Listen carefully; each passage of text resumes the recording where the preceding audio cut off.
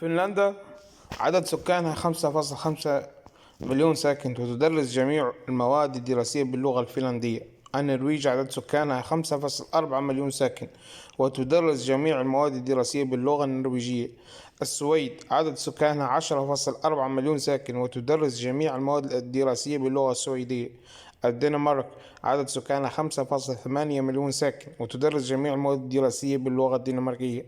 بلغاريا عدد سكانها 6.9 مليون ساكن، وتدرس جميع المواد الدراسية باللغة البلغارية. اليونان عدد سكانها 10.7 مليون ساكن، وتدرس جميع المواد الدراسية باللغة اليونانية. والأغلبية الساحقة من دول العالم المتقدم مهما كان حجمها أو عدد سكانها تدرس جميع المواد الدراسية بلغتها الأولى. تونس عدد سكانها 12 مليون ساكن، لغتها الأولى هي اللغة العربية التي يستعملها حوالي نصف مليار شخص يوميا. وفي عشرات الدول وفي معظم القارات تدرس جميع المواد العلمية في المرحلة الثانوية باللغة الفرنسية. وفي سنوات التعليم الابتدائي تخصص زمن اللغة الفرنسية يتجاوز الزمن المخصص للغة العربية.